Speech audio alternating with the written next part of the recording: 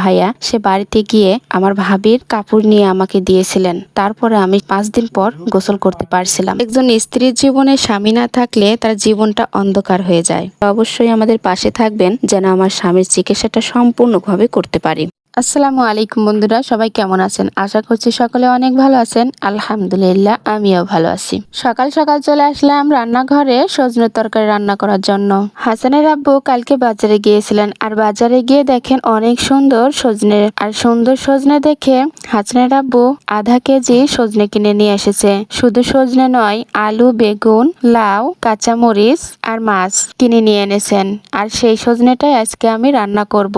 আর সজনে তরকারিটা মসুর ডাল দিয়ে রান্না করে খাওয়া হয়েছে, কিন্তু মাছ দিয়ে রান্না করে খাওয়া হয়নি। সেজন্য আজকে আমি মাছ দিয়ে রান্না করব। তো আমার সজনে কাটাটা হয়ে গেছে, এখন আমি বেগুনটাও কেটে নিলাম, তারপরে একটা আলু কেটে দেব।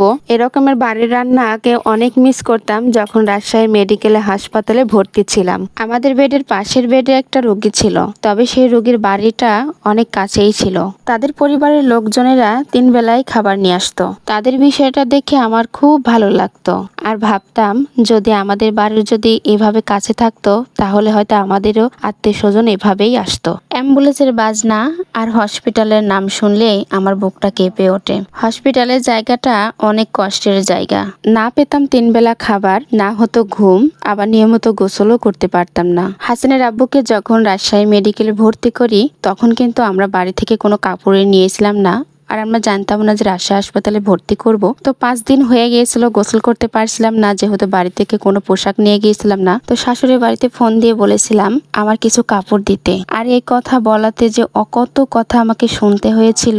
আর বলেছিল আমি নাকি রাজশাহী মেডিকেলে সাজতে গিয়েছিলাম। আসলে শ্বশুর বাড়িতে আমার কষ্টটা বোঝার কোনো মানুষই পাইনি। হাসপাতালে থাকাকালীন যে রোগী টানলে যে তারও কষ্ট হয়, তার ঘুমের প্রয়োজন, তাকেও যে গোসল করতে হয়, সেটা কিন্তু আমাদের শাশুড়ি বাড়ির পরিবার কেউ এটা বোঝে না। তো এবার থেকে আমার ভাইয়ের কাছে কোনো পোশাক দিয়েছিল না আমার ভাইয়া, সে বাড়িতে গিয়ে আমার ভাবির কাপড় নিয়ে আমাকে দিয়েছিলেন। তারপরে আমি 5 দিন পর গোসল করতে পারছিলাম। হয়তো আমার ভাগ্যটাই খারাপ, হাজারো কষ্টের মধ্যে থাকলেও তারা মনে করে আমি অনেক সুখে আছি। আমার জীবনে দুঃখের অনেক ঘটনা ঘটেছে, পরের বাড়িতে দোষ না করলেও যে দোষী হতে হয় সেটা বুঝেছি। হাজারো কষ্টের মধ্যে বেঁচে আছি শুধু একটি আশায়। অনেকে বলে পরিশ্রমের ফল নাকি মিষ্টি হয়, আর সে মিষ্টি ফলের আশায় এখনো পথ চেয়ে আছি। জানি না তার দেখা পাবো কিনা। আমি চাই আমার স্বামীর চিকিৎসাটা যেন বন্ধ না হয়ে যায়। একজন স্ত্রীর জীবনে স্বামী না থাকলে তার জীবনটা অন্ধকার হয়ে যায়। আর আমার জীবনে আমার স্বামীর মতো আপন আর কেউ নেই। আল্লাহ তাআলার কাছে একটিই দোয়া,